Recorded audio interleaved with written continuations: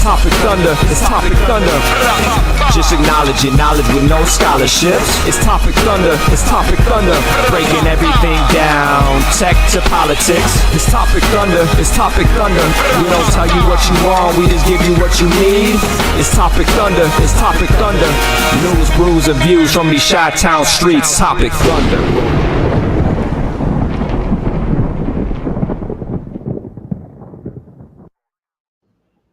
Hello there, everybody, and welcome back to Topic Thunder. Two week hiatus. Yeah, a little mental health break. Yeah, for legit.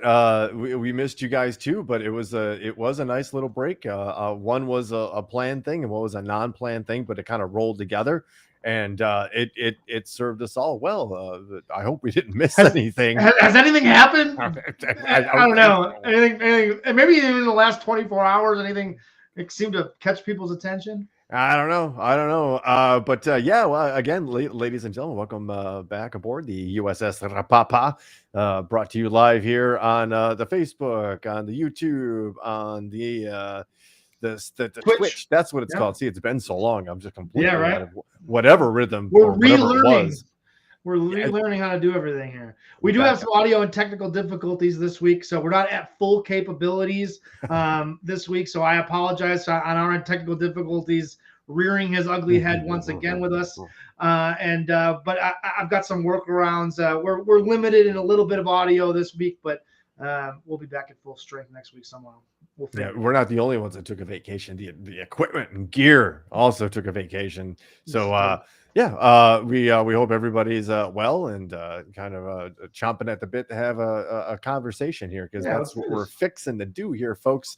One of the things that we're dealing with right now is we don't have the beds. That's a radio insider term for you, for all you kids, all you learned broadcasters out there. The music that underlies the intro of a topic or segment's called a bed. Right. Yeah, I know, Ryan Hansen. We did have time to fix that shit, but listen, I got shit going on, and I didn't think about it, and I didn't know what was going to happen until about an hour ago, and then here we are. So, sorry. Nobody's ready for the Texas tornado. No. Just ask Carrie Von Erich. Yes, so, indeed. Without any fanfare, and this is perfect. Let's have actually a beer. That's without any fanfare, because I don't know if it's due. I'm going to be drinking a Michelob Ultra. Interesting. That is the fancy pick. That is the bougie pick, if you will, at the bar. You know, what beers? Mm-hmm. Michelob Ultra is always like the fourth on the list. If you don't have PBR and you don't have, I don't know. Actually, there's probably I have to go really far on the list to get to Michelob Ultra. I'm not happy about it. It's just being honest. It's kind of water flavored beer. Let's put it like that. Yeah. There you go. So what I am a fan of is the very slimming 2.6 carbs and only 95 calories. Mm-hmm. That's again, I believe the preferred beer of golf carts everywhere. Michelob Ultra, because it's one of those beers that you can kind of just kind of drink over and over. Yeah, let's just all right, cool, Ryan. Why don't you just jump right into the good vibes here? And let's I guess we can't not say something how weird it is to how Dave Grohl's probably playing back memories in his head of a lot of different shit. And I saw a pretty good meme that, that's what we use these hieroglyphics to kind of communicate these days. Right. Yeah. And it was a picture of Kurt Cobain, a very young, I just thought Dave Grohl, saying, here's a drummer who lost his front man. And then like a picture of Taylor and Dave Grohl, and here's a front man who lost his drummer. And it was like that kind of stuff. Like, I guess if you've ever done a hallucinogen before, that kind of stuff, that kind of catches the eye, that little like mirror, right? Yeah. That paradigm. Yeah. That little wink of the universal eye, I guess. So we kind of lost a good one by all accounts. But yeah, I mean, and who knows, the reports coming out of Colombia, You don't know what to make of them if they're true, but my God, if they were, that dude was on like literally every drug possible before he died. I read something the other day, like his heart was 2 times the size of a normal human heart or some shit. Like he lived hard, and that's when you're a rock star, it's easy to live that way. And some guys, Keith Richards, can survive forever, and some guys, their body just can't handle that for that long. And he was an older dude. He'd been doing it. He'd been on the road for a long time. Watch what you say about older. The dude is 50. Yeah, I mean, that's pretty old, man. The hell you say? We're getting pretty fucking old, man. Yeah, but that's not like, okay, that's that kind of like a cold reminder, right? That like that could have happened when you were 36. That it could have happened when you're 42. That could have happened when you're 27. Listen, if it was true about the amount of drugs that he was on, it could have happened at any time in his life. If he was really doing that amount of drugs, then like he was dancing with the devil for a long time and had dodged many bullets, surely. So now you know why he was always smiling. Right. I mean, he seemed like a good guy by all accounts. He said there's nobody that really has said anything bad about it. But in this day and age, nobody ever really does say anything bad about anybody that dies. But this guy seems to have genuinely. And when you talk about it on a different level of like how hard must it have been to be the drummer for the guy who is arguably the greatest drummer alive. And Dave Grohl, you could make an argument. You can make there's some that would argue. Now I know he's not my favorite. He's not who I would pick as the best. But he's up there, right? He's in the team picture for best drummers, right? And to be his drummer is pretty big. It's a big shoes to fill, right? Big expectations. I think it's my understanding that Grohl did everything on that first Foo Fighters album. He recorded everything. He was the bassist, he was the guitarist, he was the drummer, he was the singer. And then these other guys became the Foo Fighters, or I don't know the story. Again, I could be way off base, but that was my recollection of how that kind of happened. But what does Dave Grohl kind of do from here? Does he say fuck it, I can't do this anymore? But overall musician, say what you will about him as a drummer, Dave Grohl as an overall musician is, I've said this for a while, he's the most talented musician of my generation, right? Overall musician, for the amount of different instruments he plays. Like you just said, that first Foo Fighter album, if it's true, that's the best. That is arguably the best Foo Fighter album, and he played every instrument on that album. That's fucking way impressive. I could be super charismatic as a performer too. He was in one of the best live shows I've ever seen. There are few people alive on the planet Earth that are forgiven and allowed to come in and go, all right, Cleveland, come on, Cleveland, come on, Chicago, and do it repeatedly. There are some guys that it's not cheap for them, right? Tobias Forge of Ghost is in that same vein. When he's doing it, he's it's not there for just it's not candy.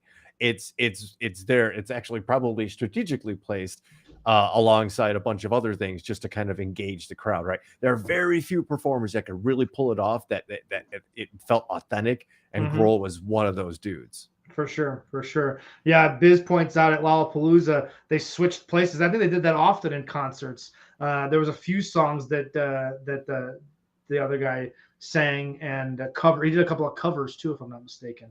And they would occasionally let him do those covers at live shows and whatnot. Dave Grohl allegedly drummed for Ghost for a concert. Really? Oh yeah, because all the supporting band, they wear masks. Oh, okay. So you never really know. That's great. There's a rumor that Hetfield played rhythm guitar. Oh, that would be great, and that's great because that's the cool allure and mystery around a band. I respect that. That band Ghost has really found for lack of a better term, gimmick that is really cool and different in a place, in a genre that is really hard to do something cool and different, right? And really, who knows? But the rumors are great. If James Hetfield really did or didn't, the rumor itself is great because it helps him as an artist have people talking about him. So There's he insisted that Ghost was the opening tour for Metallica's European tour, and there's actually a pretty cool the YouTube of Hetfield trying to figure out like a Ghost chord with the bassist. They're sitting there like kind of warming up or whatever, and he's trying to like figure out the chord, and you see him like it's pretty cool. Yeah, they're mutual respect, but yeah, very few performers, and Foo Fighters and Dave Grohl certainly one of them. I didn't know that Taylor Hawkins drummed for Eagles of Death Metal. All that. That's pretty cool. That's pretty cool. Yeah. Yeah. By all accounts, good dude, solid dude. So a Michelob Ultra for Taylor. I'm sure that's the least of his. I've got a blackberry lemonade. Right on, right on. Hey man, whatever gets you by in 2022, because there's a lot of shit. And shout out to Teresa for listening and commenting. Oh yeah, hi Teresa. Hey, that's yes, thank you. And Courtney. So with that, I don't know how. It's time for the headlines here on Topic Thunder. Thank you, big voice man. That's fantastic. Yeah, it's time for headlines. And the last time we spoke, ladies and gentlemen, we brought to your attention the good work of Mr. Jose Andres. He of the World Central Kitchen. And I'm proud to say that Topic Thunder raised about $300 going towards the World Central Kitchen. If you're not familiar, it began about a decade ago in Haiti when they had the really bad earthquakes, and Jose Andres, world famous culinary artist, decided to start sourcing and building out a network of food trucks. Using local chefs, local food, cuisines, and it's kind of spread all over the place. And of that $300 from Topic Thunder, the people sent me the receipts, everything somewhere in the business line, somewhere in the subject matter had a hashtag Topic Thunder, which is really cool because we helped pay for a part of 4 million meals going to Ukrainian refugees. This is from the often never really cited thehill.com. You should stay away from the Hill, but it's so good that why not throw a little right-wing nutsos in there too every once in a while, right? We're fair and balanced here. Yes, anyway, fair and balanced. You know, has anybody ever used that? We should use that as like a slogan. It's a really good idea. And then what we can really do is start hammering home. I'm gonna write that down. Fair and balanced. I got it. A really good idea then to get some really old, grizzled, and out of touch anchor persons. Okay. To kind of push some really extremist party centric agendas. Wait a minute. What about this? What if we had attractive blonde females also deliver this same news? Maybe even alongside one of those grizzled old men every once in a while. This is really turning into something right here. I think we're onto something here. I think we're onto something. All we need to do is get a billionaire media tycoon. Yes, maybe from a foreign country. No biases or agendas of his own, obviously. Yes, of course, Gigi. Only if those women are chronically sexually harassed. We absolutely have to make sure that they are sexually harassed. That seems like a standard that we have to have. We'll just hand them the Topic Thunder HR manual. Exactly. It's like, have you ever seen the Kama Sutra? It's very similar. And our workplace environment and culture might be different, but it gets results. Oh, it gets results. Yeah. That got weird. Back to the Hill. back to the Hill. So a good friend, they're in Ukraine. They're in 21 cities in Ukraine is the World Central Kitchen. And they're cooking food for people who are seeking shelter. Everybody has seen the pictures of people hiding in subway stations and libraries and train stations. These dudes are pulling up food trucks in an active war zone where the opponent doesn't care about civilian targets and they're feeding people. And this was the chosen charity of Topic Thunder. for this particular crisis, and like we did for the flooding, Louisiana, I believe, or was that Tennessee? It was Tennessee, right? Where we sent about we earned Louisiana. It was Louisiana. It's almost $600 went to the Cajun Navy. So if you think I'm patting ourselves on the back here at the desk of Top of Thunder, you're damn right we are. That was almost $1,000 worth of charity relief to people doing good work to help others, just from a little podcast here that we do in our mama's basements. Indeed. Is that shit? That is where I am. I just wanted to throw a bone out to everybody who argues against it. You're just in your millennial living in your mom's. No, dude, I've got gray hair. I'm old. But yes, I am living in my mom's basement. So shut up.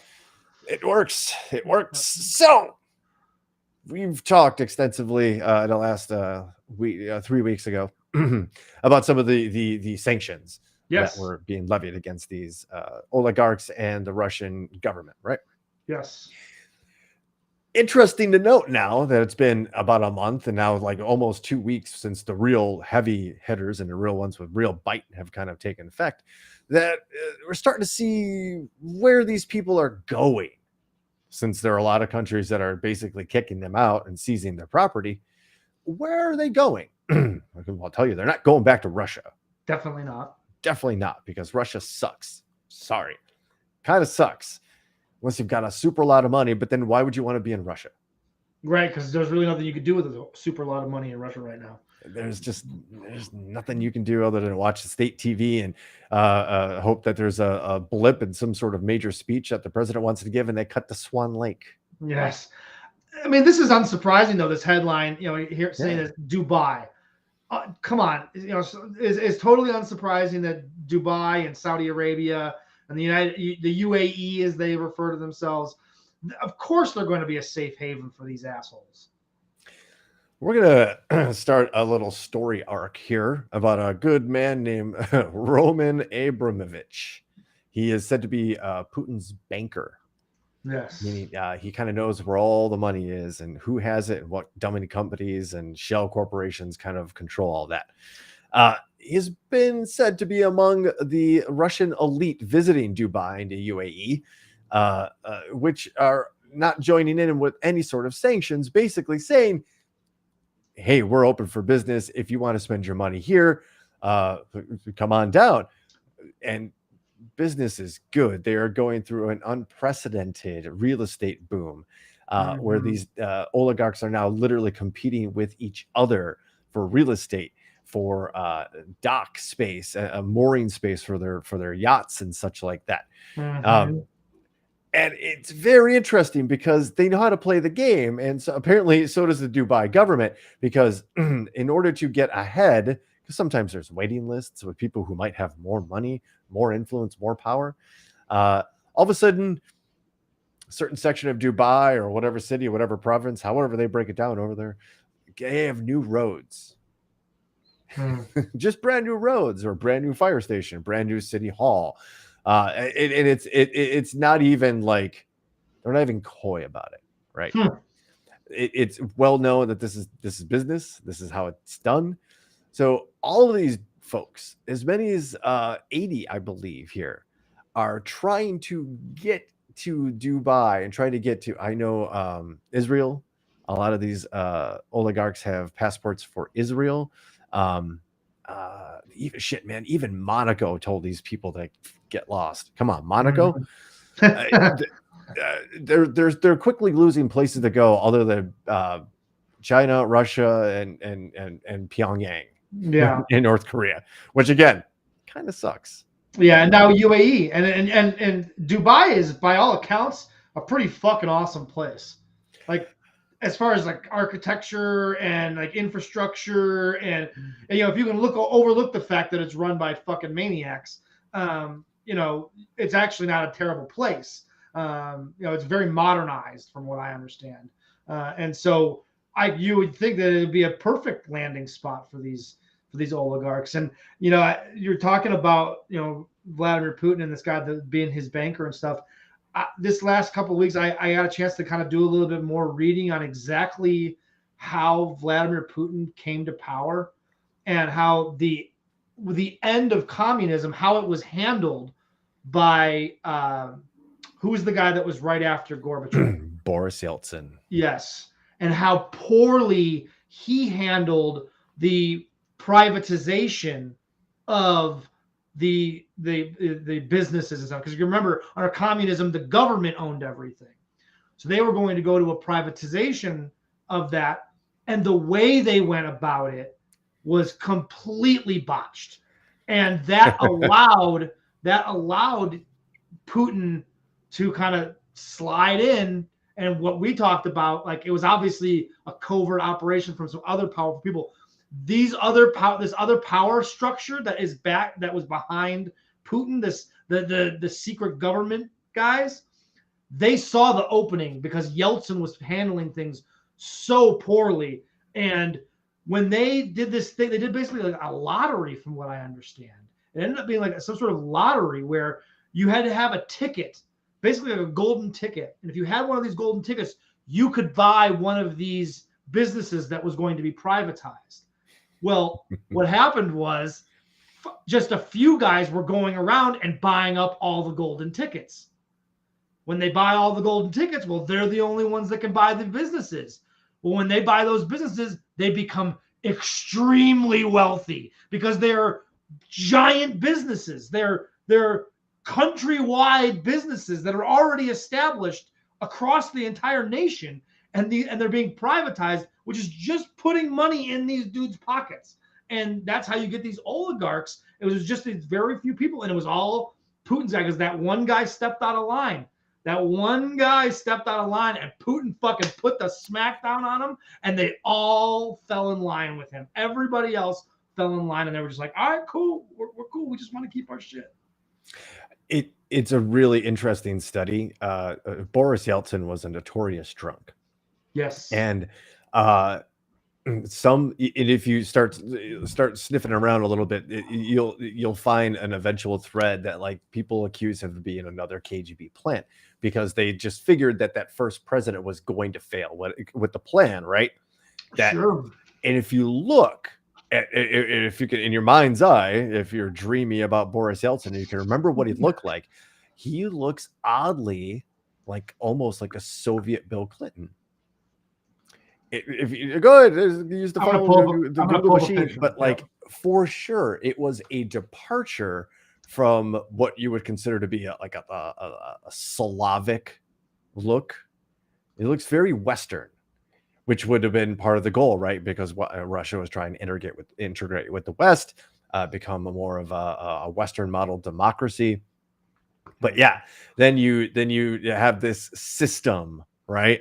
Yeah, there you go. I'm not saying towards the end. Trumpian. He's very Trumpian, actually. If you put Bill Clinton and Donald Trump and they had like a love child, it would probably look like Boris Yeltsin, wouldn't it? You're catching like that top right photo that you're catching him after 4 years of presidency, where he was downing 8 liters of vodka a day. And I'm not like, I'm dead serious. Like that, we're talking like blackout drunk, like that bottom right, that top left picture. That's what we were talking about when he got into office. That's kind of what, like, that. So very Western, yes. very Western, very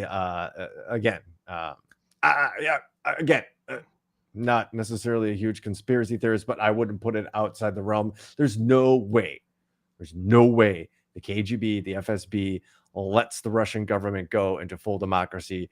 I don't care what you say.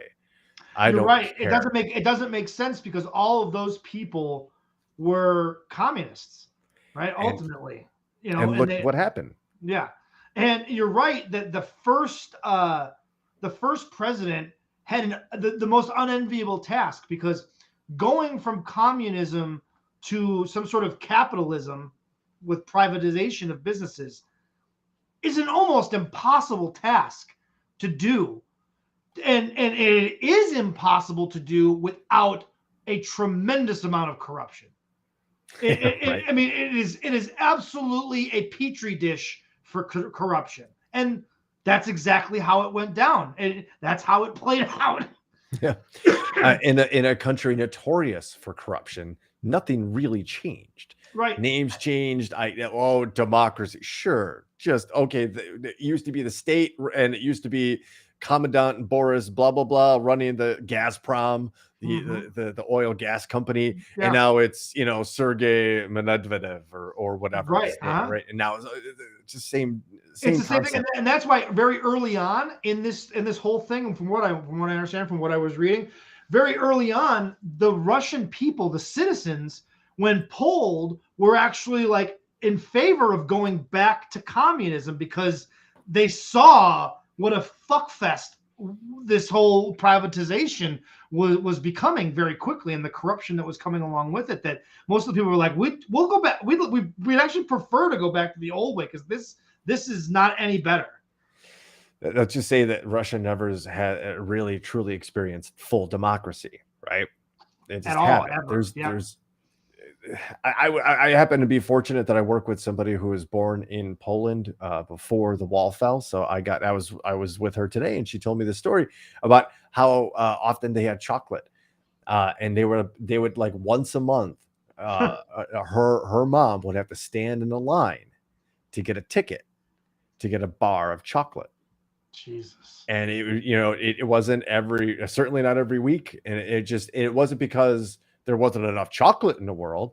It's just that's all they got.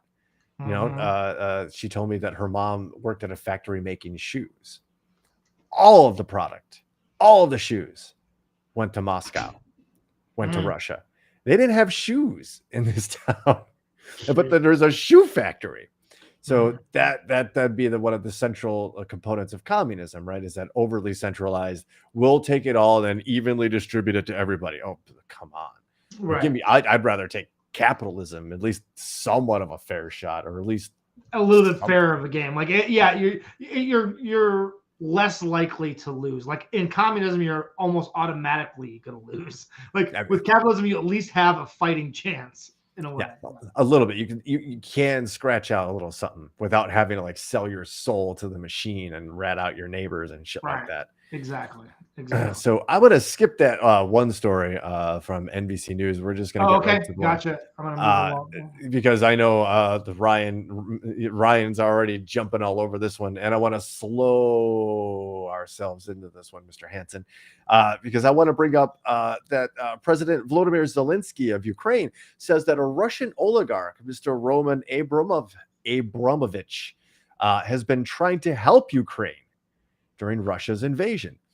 Now, Zelensky's literally said that he's tried to help not only with talks and peace talks between Russia and Ukraine, but he's also provided money for humanitarian aid, especially in Mariupol, which has been leveled by all accounts by Russian artillery. And Zelensky goes on to say there are other oligarchs willing to help, not because, and I believe the quote is, out of a sense of patriotism. They're there to try to lessen the sanctions and get the sanctions off their back so they can go back to enjoying the life that they like. I bet. So again, get into bed with who you want to, as far as like my warning to President Zelensky, which I know he's taking very seriously. But he's saying that there's also oligarchs that are saying, we will help you rebuild Ukraine. And I'd be like, okay, that might be a line too far. You can figure out, you've got a problem, right? Because if you're about to flip on Vladimir, bad things happen to people, right? Yeah, for sure. You get, things like you stab yourself and jump out a window. Those types of things happen. Or you're having tea in a London tea house, and all of a sudden you've been poisoned with a radioactive isotope it is only man-made. Or you're an outspoken critic of Russia, and let's say you moved again to Great Britain with your daughter, and one day you went home and opened the door to your house, and you unbeknownst to you, on the door handle was a Russian nerve agent called Novichok, which didn't kill the intended targets. But when somebody found the discarded bottle, which was a perfume bottle, the discarded bottle in a dumpster, that person tried it on and they died. Hey! So Yeah, Okay, maybe. so I want to stop here for a second because since we brought him up, this is a perfect time to ask him. We have a fairly large female audience here at Topic Thunder. A lot of the people that follow along with us on a live basis, they're of the female persuasion. My wife Adrian has a crush on old Vladimir Zelensky. My wife. And I wonder if she is the only one. She every time he's on the news in the morning, she's watching the news. She always perks up when old Vladdy comes up on the television. So is she the only one, or is there something I'm missing about old Vlad? As we wait, he's an all right looking dude. I mean, he's I don't know. It just he's a block-headed European. Like I'm a black coming from, but you know, come on, like I've got a blockhead. Our own. It's okay. It's okay. You know, I'm more than half Polish. Like we're neighbors. It's okay. I can say that. But yeah, like, there's no doubt. If he came up to you and said that I'm Australian, you'd be like, bullshit, pal. Yeah, don't believe you. Not at all. Yeah, he's an impressive man. The fact that he's filming TikToks and there it is, Daddy Vladdy. I didn't want to say it.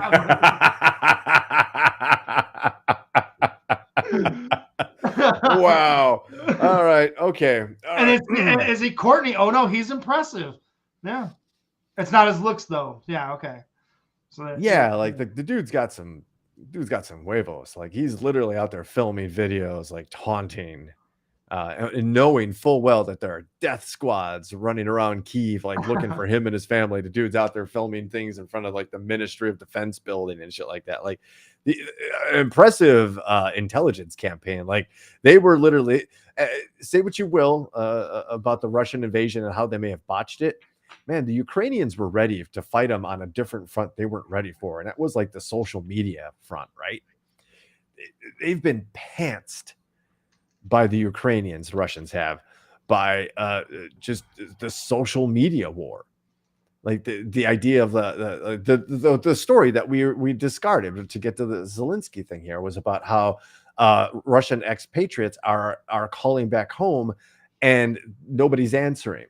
Because Putin literally said in his speech, like Russians that are living outside of Russia are scum and traitors.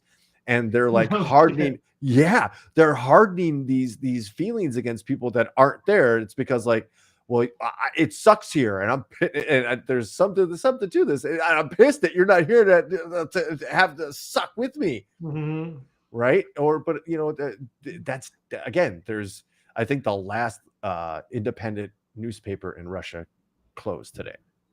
There are no independent media sources. Everything is now state controlled messaging. So they're getting a very, very, very different idea. The idea of denazification still exists. The idea that like they're going in and trying to kill Ukrainian Nazis, which I did do a little bit of research on that, not enough to really speak on that, but my initial suspicion is that it's something along the lines of like blaming BLM, but like the reverse, right? Right. The people that are doing the bad things are blaming, like, I don't know, but I stress that I haven't read enough about that one yet. So it's on the list, as they say. So we were talking about Roman Abramovich, right? Yes. And how he wanted to step in, and he's offering this help to Ukrainians in the midst of this very embarrassing 2-day war. Russia was supposed to have. Basically, they were going to come in. It was going to be a very nice exchange. Hi, thank you very much. Welcome to Kyiv. And everybody has tea, not that kind of tea. And it didn't quite go that way. So now you're starting to see the fracturing of the power structure, where Abramovich and other oligarchs were offering support monetarily, politically to Ukraine. What happens to people who do that? They get poisoned. And sure as shit, not only did Ukrainian peacekeepers and peace talks negotiators, think that's the word, peace talkers, that's what I was looking for, negotiators. Not only were they poisoned, but Roman Abramovich confirms that he was poisoned, that he was blinded for several hours, had skin peeling off their face and hands. Jesus. And what is basically a suspected chemical poisoning attack. And this is from I just picked the dailymail.co.uk, but it was kind of everywhere, and it's getting a lot of traction. The Guardian's involved now too. So this guy's he owns Chelsea Football Club too. That sports fans. They may know him from that. Soccer fans, at least. For a little bit, they're about to kick him off if they have. Oh yeah. Oh, he was like right off the bat, like one of the first things when the whole Ukraine thing happened. He was like, I will sell. Okay, I get it. Like he was very upfront. Like I know what's going on here, and I will sell. Somebody make me an offer. And I think the Dodgers owners are putting together a bid. If I'm not mistaken. The owners of the Cubs, the Ricketts family, yes, they are too. Made an offer, and they got denied. Not good. Fuck that. Because of all of the and you'll remember this once I refresh your memory. But do you remember when Old Man Ricketts, the guy with the real money, all those emails came out where he was using Muslim slurs, and that came up. Yeah. No and shit. That disqualified them. Wow. They didn't. Yeah, they don't fuck around, man. Sins of the father are being bared out by the son. Well, I mean, there's only one good Ricketts child, and it's Laura Ricketts. The rest of them are all a bunch of asshats. True that, but still, I understand. With that being said, it seem kind of unfair that they're denied because of something that their father said. I don't know. But he would have been involved. I believe his name is Joe. Joe Ricketts would have been alive. Involved. Old man is still alive. Old man is still alive. Oh, okay, different situation. I thought old man was dead. Sorry. No, I think Joe. Yeah, and his money is involved because it would have been like I think a $1.3 billion purchase. Whoever buys this is gonna be fucking paying out the fucking ass for it. And this Abramovich guy is definitely going to make a hell of a lot of money on this deal. That's why he's so willing to sell. He's like, okay, I'll get my money back and then some. As long as it's not rubles, shit, right? So apparently this guy was poisoned. There's a online journalistic task force, let's call it. It's called Bellingcat. Okay. I've done a story or two here and there from them, but they're hardcore. They've been all over this Russian story for a long time. They've investigated a lot of the mysterious window incidents, we'll say, and one of the lead investigators, Christo Grozev, who is part of the team that concluded the Kremlin had poisoned a Russian politician, Alexei Navalny. Remember, we told you where they got him twice, right? They got him twice, and once on the ground and once in a plane on his way to Germany to get treated for the first poisoning. Again, I believe that was the Novichok nerve agent too. This investigator said that this was not intended to kill, that it was just a warning. Now, that's messed up in and of itself, that somebody knows just how much of whatever to put wherever right, to not kill somebody. But you know damn well that Abramovich now knows he got the message. Sure. Very interesting to see, especially in the coming weeks as this thing kind of gets worse and worse, where these fractures keep coming from in the Russian structure of society, basically. Sure. I'm interested. Sure. I mean, you have all of us interested. You've been leading us down this rabbit hole for months now. We would be foolish to not be interested. Let's take a little diversion, right? Let's talk about something really, really heady. Really, really, really heady. And I'm not going to read it all. And I'll just tell you flat out that it's one of those fancy, full scientific research paper things, right?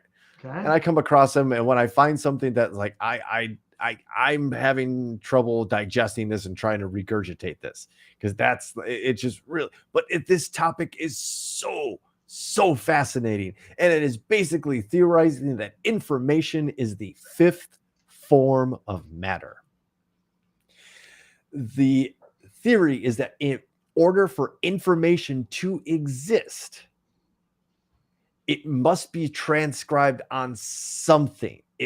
Whatever it is, it has all the way down to we're getting down to like quantum computing, right? Even then, that information has weight. A quantum particle has weight, theoretically. A quark, a proton, a neutron has weight. And the information might be part of the web of the universe.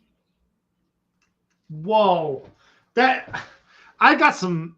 I may or may not have some mushrooms downstairs, but I gotta take some of those and then really think about this, because that's wild, man. So some of the cool things about this, I'm just going to read this couple of lines from the first paragraph. It's from the introduction. I guess I could read the abstract, but it gets weird too, because I'll start. You tell me how long this is going to last. The mass energy information equivalence principle proposed in 2019 and the information content of the observable matter in the universe estimated in 2021 represent two important conjectures called the information conjectures. Combining information theory and physical principles of thermodynamics, these theoretical proposals made specific predictions about the mass of information, as well as the most probable information content per elementary particle. Here, we propose an experimental protocol that allows for empirical verification of the information conjectures by confirming the predicted information content of elementary particles. This is why kids don't like science. This is what you do when your English teacher gives you a 750-word book report to do over the weekend. Yes, you repeat words and sentences. Nonsense words. Make them overly descriptive. Yeah. I mean, Jesus Christ. Like, come on. So it's a little easier in the introduction, so I'll read this. Since IBM's development of the first magnetic hard disk drive in 1956, digital information storage technologies have radically transformed our modern society. In binary code, digital information is stored as logical ones and zeros, known as bits. Bits of information can be stored in any material capable of displaying two distinctive and switchable physical states by allocating a logical 0 or 1 to each physical state. So that's what your ones and zeros are. That's basically computer code. Right? Digital information can become so entrenched in all aspects of our society that recent growth in information production appears to be unstoppable. This is some cool ass shit right here. Each day on Earth, we generate 500 times 10 to the 6th tweets. Now that's 500 with a 10 and 6 zeros behind it. That's a lot of tweets. That's 294 times 10 to the 9th emails. 4 times 10th to the 8th. I'm sorry, that's 6th gigabytes of Facebook data. 4 times 10 to the 6th gigabytes of Facebook data. 720,000 hours of new content added to YouTube daily. Wow. In 2018, the total amount of data created, captured, copied, and consumed in the world was 33 zettabytes, or the equivalent of 264 times 10 to the 21st bits. This number grew from 33 to 59 in just 2 years. Whoa. In 2020, and is predicted to reach 175 zettabytes in 2025. So the idea is that, again, it's pretty heady stuff. You have to wrap your head around a lot of stuff. But that information has a physical form that has to be stored and kept somewhere, right? So that there is like I see what they're saying. There is like a mass there. You can imagine there is a bit of something, whether it can be seen by the eye or not, that has to be stored somewhere. And we just keep creating more. That's going to have to be stored somewhere. And it is kind of an element, because our society is so interwoven with this information. Think about all the shit that's on the cloud. all of the information, all of this, all the bits. If we're doing that, and it's only going to get bigger and bigger and bigger. Imagine what it's going to be 40 years from now. They break it down into minute, microscopic size, thanks to what they call Shannon's information theory. And they have determined that one electron, it says, hold on, let me make sure I'm reading this right. Shannon's information theory assumed most effective compression mechanism, which yielded a value of 1.288 bits of information stored per electron, proton, and neutron. So they have determined through mathematics and testing and theory that one atom, an electron, proton, and neutron, stores 1.3 bits. Okay. So electron, proton, and neutron have weight. Uh-huh. So they also make a nice reference to DNA and how much information stored in DNA. Untold amounts of information stored in DNA. But DNA has weight. Those atoms, those molecules have weight. Right. They do physically weigh something. Like that. That's just something that you never think about. But yeah. It takes up space. Information takes up space. So it becomes matter. I don't know if I'm prepared to make the leap to say that it's the fifth element, but it is something. Well, that's the title of the article, Ben. I mean, come on. I know, but I'm just saying I'm not ready to make that leap yet. But I do think it's nonetheless still fascinating to think about the fact that there is information has a weight to it, like an actual weight. It's bonkers to think about that. It's recorded, right? Otherwise, where is it? Like, even if you're like, oh, it's in my head. Yeah, exactly. There's things in there that weigh things. Yeah. Right? I wrote it down. Okay. I put it in my computer. Okay. Anything, bringing information into the world in any capacity. There's weight in the storage or media of that information. So they're almost like tied together. Like people, Ryan Hansen, people are information petri dishes. Right? That's what we are. We're just information petri dishes where information collides together. Some stays with you, some passes through. Get half from one side and half from the other. And then they merge. So half of that goes away. Half of you start, that. All right. Let's move on to something more destructive but cool, right? This is the first war that we've ever witnessed where both sides are using drones. And it's pretty damn cool. Not that we're having war. I was gonna say cool is a relative term, but I understand what you mean. Again, everybody hope you know that I'm just a guy who's By the way, I gotta stop. Courtney with the comment of the whole story. This makes so much sense as to why I think my scale is wrong. I contain too much information. There it is. I'm just an information warehouse. That's all I am. All right. Can't do anything about it. All right. On to the drone operators. The drone operators who halted the Russian convoy headed to Kyiv. It's a cool story. And this is from theguardian.com. It's a cool story of a special IT force of 30 soldiers on quad bikes that are literally going around and basically stalling this ginormous convoy of armor and tanks and artillery using these drones that some of them are building by hand. Whoa. And now a lot of these guys are getting their hands on like some military grade stuff. They actually built a drone that had like an anti-tank weapon. Jesus. And they're like, their biggest complaint and stuff to get is like heat sensing equipment, not small rockets that can pierce armor. Right. Yeah, but apparently it used to be like an actual unit in their military that was like dissolved like 2 years ago, and in October hastily kind of brought back to life. And it's like 30 dudes like roaming the Ukrainian countryside, like alongside in forests alongside these armor convoys. And the story goes on to tell like they wait for the Russian jamming equipment, like electronic jamming equipment. Yeah, Russia's bringing like all this electronic warfare equipment over there. They're waiting for these things to like shut off or cycle down, and then they launch these drone attacks and they target the electric warfare. It's insane the amount of information we're getting out of like from tactics and how this outgunned, outnumbered fighting force defending their home territory is taking it to what was supposed to be a world power.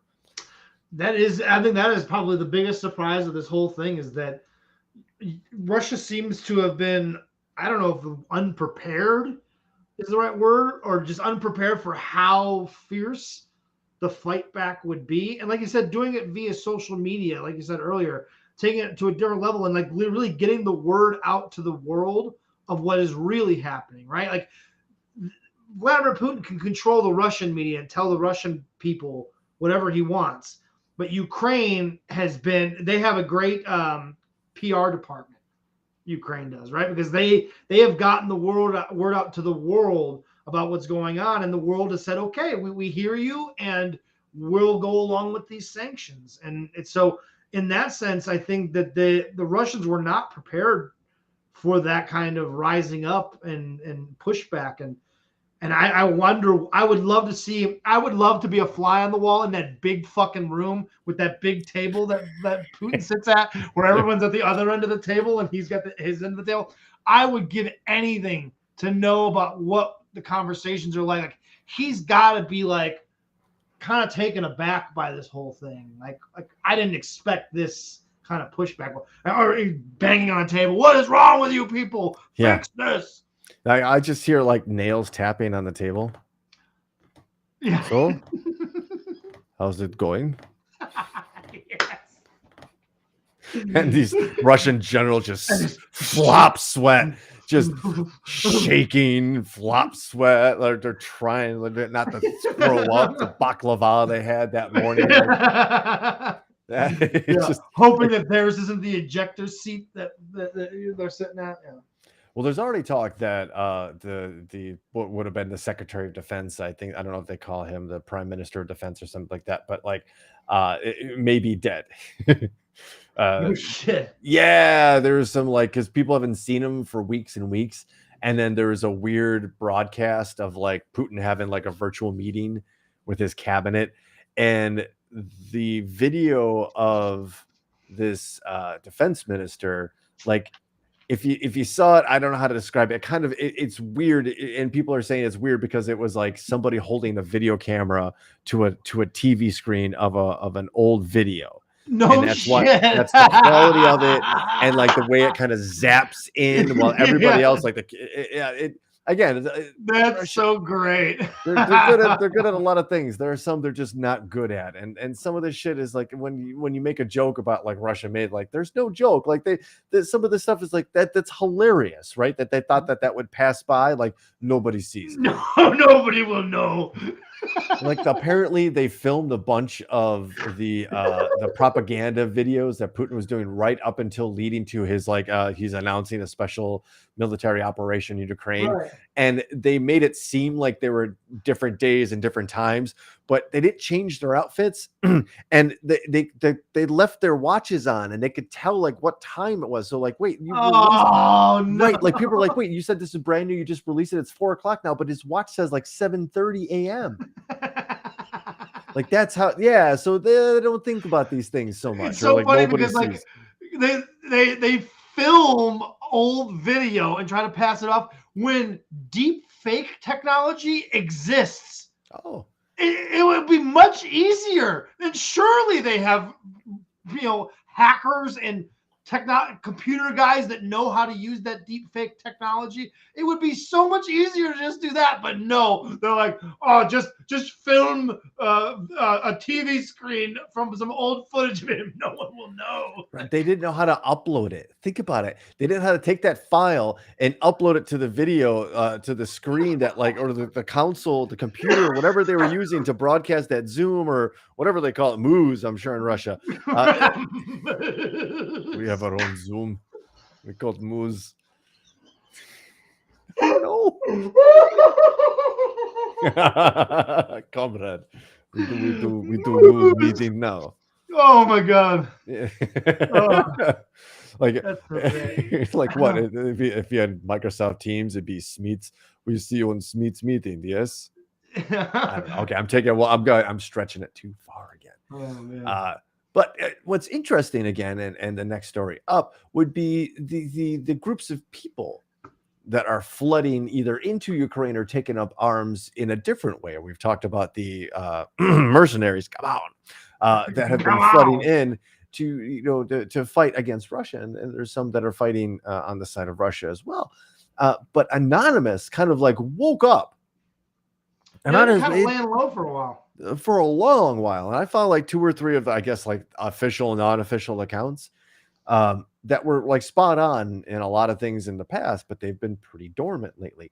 Man, they lit up like a Christmas tree, and there's a good reason why. They're up to something. They're forming their own website, and they're already threatening that they're going to start releasing ginormous amounts of data hacked from Russian companies and government websites. Mm-hmm. And we're talking terabytes of information, which I don't know if you've ever seen like a big, really, really big, meaty spreadsheet. Could be like 20 megabytes. 1.22 terabytes of information is everything. That's a lot of stuff. So we talked a lot about the much ballyhooed hacking prowess of Russian hackers, right? Right. Anonymous is not impressed. So much so, and I didn't read about this. I didn't know about this. Did you know about the printer hack across Russia? No. Apparently, Anonymous took credit for hacking all available printers. Just, your HP printer there, right next to you.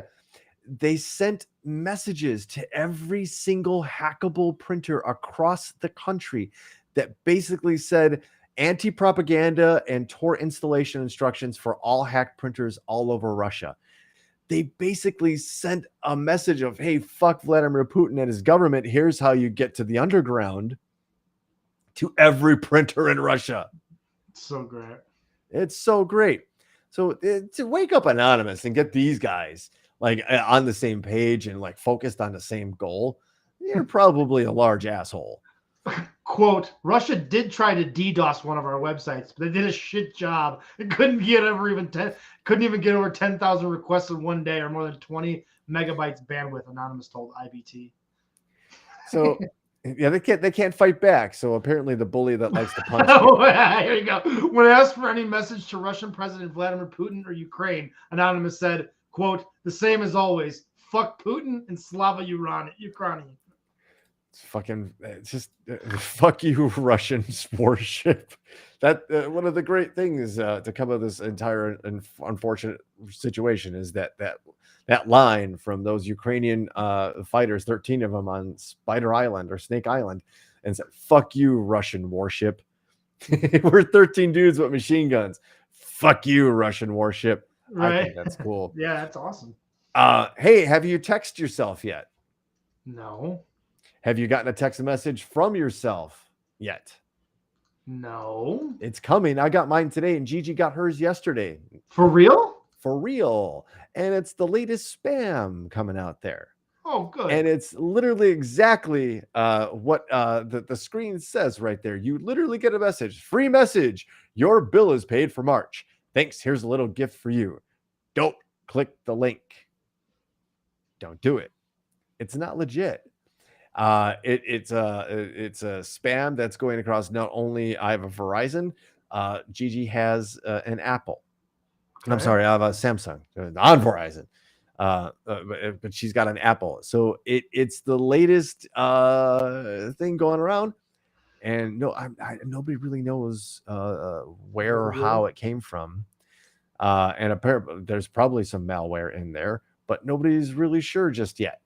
So in these situations where corporations, large and small, hospital organizations are being warned look out for retaliation for possible Russian sources, be careful what you click on and what you're looking at. This was from The Verge. If everyone wants to kind of dial in, if you haven't gotten your text message from yourself yet and want to read up on it and send it to maybe your dad, because he doesn't know what's going on, he's gonna be like, "Oh, great, free gift!" Click. You know, along the same lines, the other day, it was probably like 10 days ago or so, I got a phone call from a number that I didn't recognize, and I picked it up, and it was foreign sounding person saying that they were from AT&T, where I get my internet from, and they were saying your internet has been turned public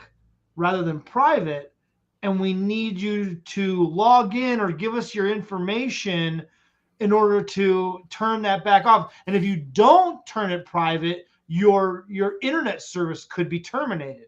And I was like, none of this sounds real. Like I told you, I'm like, none of this sounds real, and I don't believe you. And I hung up on him. Like an hour later, another call. Same foreign accent, different person. This one female. Same thing. Hi, this is AT&T. Your internet connection is we wanted to call to inform you that your internet connection is on public, and you could get in trouble for that, and you could get disconnected. And I was like, somebody else already called me for this, and I don't fucking believe you. Please stop calling me. Click. An hour later, a third call from it. I said the same thing. You guys need to stop fucking calling me. I don't believe you. I'm not doing it. And if it is what you're saying is true, and my service gets terminated, I'll deal with it when that happens. Right? Like, fine. I'm not doing anything. I'm not giving you any information. So stop fucking calling me. And I never heard anything about it since. But and now we don't even have AT&T. I didn't even know that. And so, like, what the fuck was that all about? Like, what were they trying to accomplish? Why did they want my AT&T information? Just because if you were willing to give a password or part of a password, they call that social engineering. If you can give them a little bit, they'll figure out the rest. Sure, that's literally what it is. I get it. Going back to the article I was mentioning, the sentence right here: the link I received forwarded me to the website of Channel 1 Russia, a state TV network. Others have reported similar results, and they say they've been redirected to Russian websites when they click the link. Don't click the link. That's crazy. I never clicked the link. Man, we're at war. That's just good idea in general. Email, text message. If you don't know who it's coming from, don't click the link. It's probably bad. Unless you know you reset your password, don't click the link. Right. Jesus Unless Christ. you know that Nigerian prince. But by the way, that works. It must work on someone, because if they do it, it must work, right? They wouldn't do something that didn't work on people. Think about somebody who might not be as cognitively functional. Think of somebody who's a little bit older and doesn't quite really understand these things. Yeah. That's the type of prey that these people, like, you just get one, and it's like fishing, right? You get one, and that's your day. Yeah. I work for the elderly, I suppose. Yeah. God so it's sad, and there should be more protections about these things. Like, how is this getting out on the network unnoticed? Like, like you didn't see, like, all of a sudden, like, there's this mass spam of the same message with the same shit link going out on your network. Right. Yahoo and Gmail, they should have a filter, a computer program that just filters out this shit, right? And catches it. You're right. I was just talking like Verizon. Sure. Any of them. They have enough data, as we now know. They have more than enough data to make a computer learn any type of algorithm they want. Fucking figure it out. Stop listening to my shit and figure this Russian attack out. Figure out the fucking Prince guy. What the fuck? Figure it out. Figure it out. It's a famous quote from one of our favorite hockey coaches in Letterkenny. Figure it out. Figure it out. You want to talk about buying homes? We can. But not many people are going to, by the looks of this article, not many people are going to be doing it. No, because the banks are advising against buying a home in 2022. Yeah, as they should. The enormous inflation in home prices.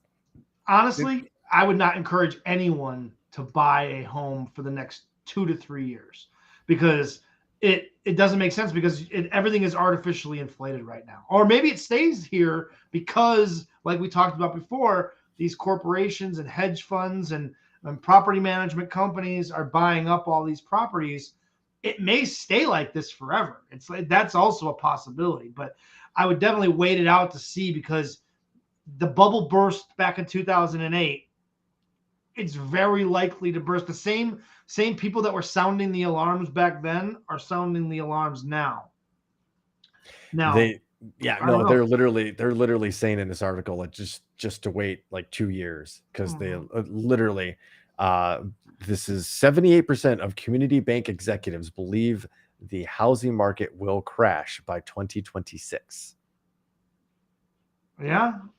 I mean, I hope not. As a homeowner, I hope not. But ultimately, I don't think the value of my home is going to decrease significantly. But still, but the problem is with waiting 2 or 3 years, as someone that's not a homeowner and could be, if you wait, you also risk it allows the people, these corporations, these hedge funds, these property management companies that have cash on hand and can buy these houses now and can ultimately withstand whatever collapse may or may not happen.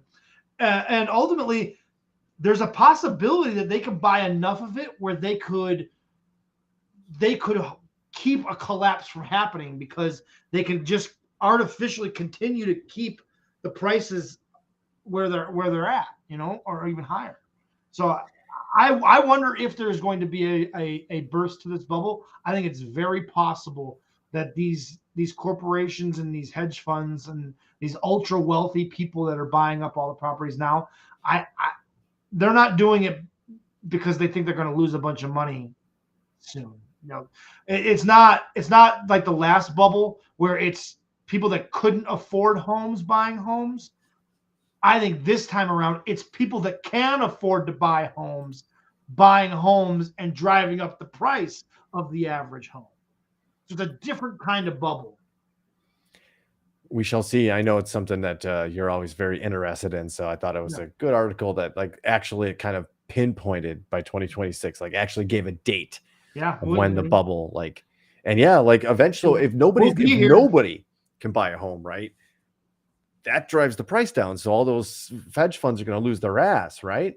They eventually have to come back down. Yeah, you'd think. But those people didn't get rich by making big mistakes like that. Sure. You know what I mean? That's the other part of it, is that, again, the last time it was a bubble, it was people that didn't know any better. People that shouldn't have been buying homes, that were given loans that they shouldn't have been given. Right? Didn't understand the type of loan they were given. Exactly. No one is pulling one over on these corporations. They fully know what they're getting themselves into, and they're taking a calculated risk. Their calculations are clearly telling them whatever the correction is, it's not going to be that bad that it's not worth spending the money now and making the money now. Because if they can turn people into renters, that they can hoard a lot of money in the next 2 to 3 years by making everybody renters. And then by the time it all comes down, they've already made their money, and they could sell it for that lesser price and not be hurt so much. You bounce out. That it's just like a stock then. And that's really sad, because that's a home, and Correct. That's the American dream. Yes, exactly. And meanwhile, there are millions of homeless people. Right. Literally. Yeah. Again, the conversation with my Polish friend today, we were talking about just extremes. Very, very few people are living in the extremes and are even very comfortable in the extremes. Most people kind of live in the middle, some shades of the gray, somewhere in between, and really all just kind of want the same thing, right? Just kind of, I just want to kind of make some meager living and enjoy my life, whether it's family and friends, kids, or painting, whatever it is, right? I don't want to I was saying, x-ray techs in Iran are probably just like, man, that was a tough exam. Well, punch out, time to go home. Right. Same thing. Right. Same thing. I think I just heard something. Oh, it's a rumble. We don't have the audio for it, so I'm just gonna bow, bow, bow, bow, bow, down. Ladies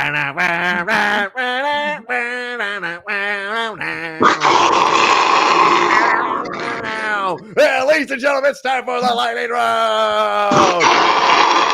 The number one segment on the number one podcast that my father still has yet to listen to. You know the rules. Welcome to the Thunderdome, ladies and gentlemen. 3 stories enter, 1 gets read, and they're voted on by you. The topic: Thunderheads, the Dome Heads, the somethings. Until I see it on a T-shirt, I'm not going to remember. But the Dome Heads. Dome Heads. It's probably not. It's probably let's maybe not do that. But we'll work on it. But anyway, that's not what you came here for, and I intend to give you what you came here for with no dilly dally. So here we go. Headline number 1. Florida man arrested after stealing a crossbow by stuffing it down his trousers. Florida man. Florida man's the best. Always. Company offers employees masturbation breaks completely with wank pods and VR. Yes. By the way, Dome Heads, Strand family. Strand. That is a deep cut there. That is a deep cut. And headline number 3: Mike Tyson is selling bitten ear-shaped edibles. I saw this. That's fucking amazing. Yeah. Ric Flair went into business with him too.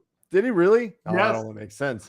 So as you get your votes into the most dangerous chat room in the world, Gigi, what is the name of that company? Asking for. How are we not voting for number 2, people? We all have to find out about this company that allows you to take masturbation breaks at work. Headline number 1: Florida man arrested after stealing a crossbow by stuffing it down his pants. Headline number 2. Also good though. Yeah, it's good. Company offers employees masturbation breaks complete with wank pods and VR. And headline number 3. Wank pods. Wank pods. Headline number 3. Mike Tyson is selling bitten ear-shaped edibles. Oh. So you get your votes in, ladies and gentlemen. Wank pods. Wank pods. Gotta be China, right? It does feel like this is China or is an Asian country of some sort. Yes. You would think. Snake Hunter, Jerk Pod Break Room, and Tyson's Chewy Bits. Jerk Pod Break Room. Tyson's Chewy Bits. Thank you again for the remix there, Mr. Yes. Hansen. I'm tallying votes here. My TV died, so we actually have only Hayden has voted for number 2. We haven't Wank Pods. There we go. I'm assuming those are people that are voting for it. I know where Gigi wants to go. Wank Pods. Gigi's going Wank Pods. Yes, 2. Belly Whack is officially going number 2 as well. Come on, I see there's a number of you out there in the audience watching. Throw a vote in here. Let us know what you want to hear. But it sounds like number 2 is starting to run away with this thing. This might be a clean sweep. Unless someone is willing to stick their neck out for for Florida man or Mike Tyson. Florida man with a crossbow usually would win this segment. My mom is texting me. For some reason she can't comment, but she did text me number 2. So Ma Jordan is in with her vote. I think we're just gonna cap it because that's like 7 total 2 all votes. day. 2. Adrian voted 2. Ryan, that is unanimous. Everyone wants to know. Everyone is actively typing up their resumes. I was about to say for the refresh. All right. Well, I'm freshening up my resume and let's go. Without any further ado, adult website Strip Chat is offering a new perk to its employees: masturbation breaks during work hours, complete with custom-built wank pods and VR headsets. Ew. Yeah, I'm not sharing that with anybody. No.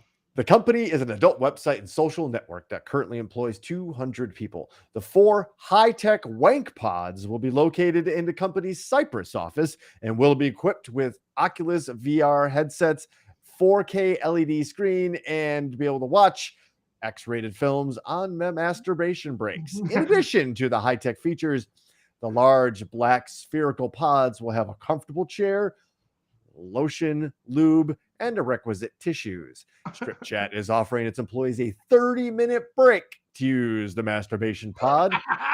The comments are blowing the and fuck. says that it wants to provide, quote, current and attract new employees with a safe, comfortable, safe space to rub one out. As well as offering their own employees the wank pod, Strip Chat is proposing to other companies the chance to lease out the pods for the price of up to $50,000 for 6 months. The package Oh my would God. include a VIP subscription to the Strip Chat platform. Oh my God, the comments have me crying. Whew. Amazing. Last year, Erica Lust, producer, writer, and director of Erica Lust Films, of course, began offering employees 30-minute masturbation breaks every day in the office after saying they became agitated during the pandemic lockdown. Oh man. Man, that's fucking funny. You guys got me fucking crying. Courtney, put my hot pocket in the microwave and rub one out. Are you fucking kidding me? Get 30 minutes. Be right back. Be right back. I'm gonna go jerk off. Yeah. Wait. Yeah, right. Seriously. Guys, how do you announce that? Oh, they say the job chooses you. Erica Lust, right? Are you considered a porn star if you come at work? But so as everybody's fixing up their resumes there, you really want to top 3, maybe top 2 lightning round ever right there. That was best.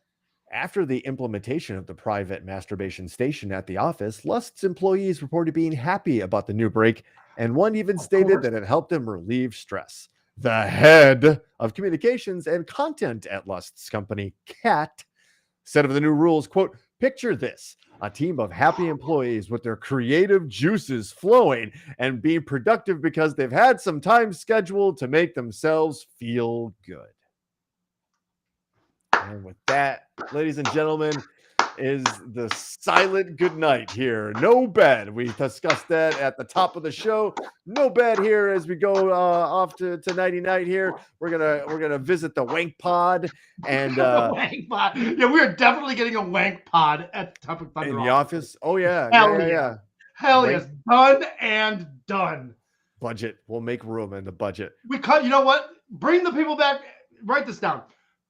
Bring the people back from Russia. The team from Russia. We have to allocate that money to the wank pod. Yeah, it's sorry. The ruble's not as stretching as far as it once did over there. Sorry, hey man, priorities. We need a wank pod.